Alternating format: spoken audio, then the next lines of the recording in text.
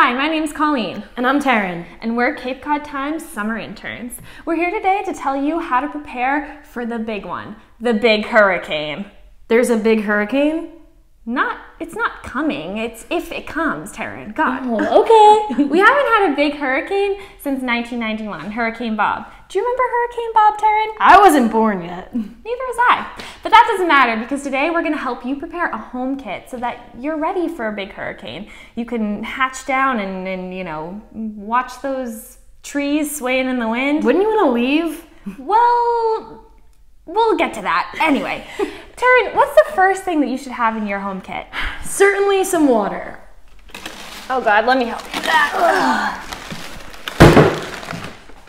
So you really want to have 1 gallon per person per day, and you want to keep a 3-day supply just in case you're going to be holed up for 3 days in your house. And to go along with the water, you also need a 3-day supply of food. Hang on one second.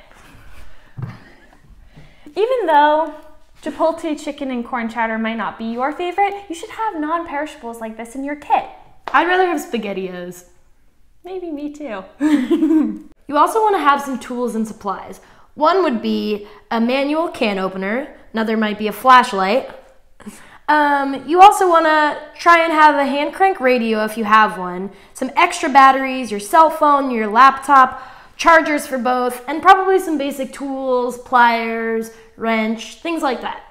So if you have pets, cats or dogs, it's really important that you make sure you have their leashes, their collars, harnesses, especially with small dogs and cats. It's really important that you have, carriers, make sure you have crates available for your pets. Also, food and water for them is really important. In addition to having maybe a current photo of your dog, just in case, someone gets loose in the storm. Obviously, personal items are really, really important to bring with you, and that would include prescription medication for 2 weeks. So you want to make sure that you have all of your medication. It's super important because shelters can't give you the medication that you have at home, and it's going to be so hard to go back and forth. But you also want to have other personal hygiene items like deodorant. Would be nice to have in a shelter when you're crammed in with a bunch of other people during a big storm, but you want to bring your glasses, contacts if you wear them, dentures, a change of clothes, some sturdy shoes, just anything that makes you feel comfortable too, because you're going to be in a foreign place and you need to have something that makes you feel at home. Also, places like the Red Cross really recommend that you keep important documents maybe in a safety deposit box, somewhere that's really accessible to you or maybe near your safety kit, so you can take it quickly if you do have to leave your house. It's important to have insurance policies, bank accounts, forms of identification, medical information, and just sort of any other important document you think you might have. Sometimes deeds to houses are really important. What else, Taryn? What else should we add to our safety kit? You should definitely bring some money. Not your credit card or your debit card, because that's not really going to help you out much in a storm, but in case the power goes out, technology will fail always keep cash on you. Taryn, do you really not have money? Can you lend me some? There you go. Better Venmo me back. You should always keep some money on you.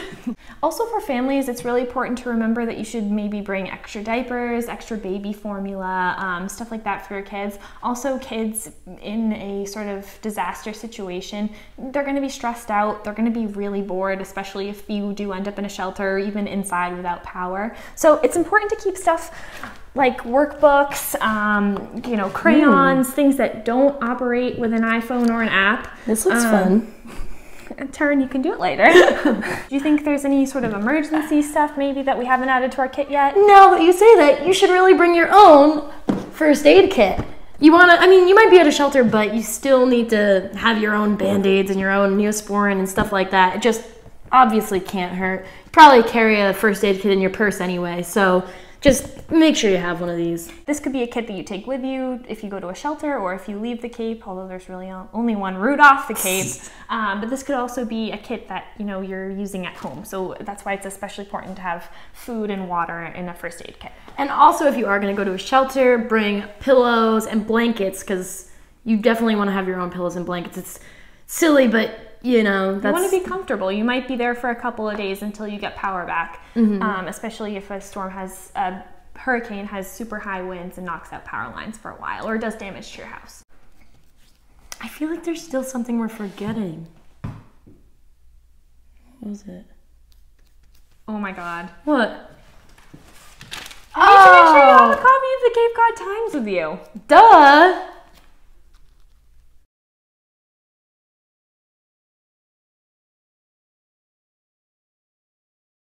But for fun, what would you bring to a shelter? Come on, right now, on the spot, if you had to bring one thing.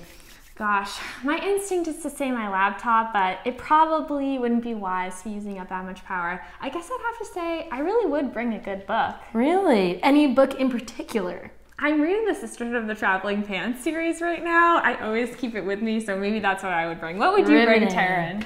I thought about this before, and I would bring my ukulele because it's just entertaining, and then other people can play with it, and it'll be fun, make music, make friends.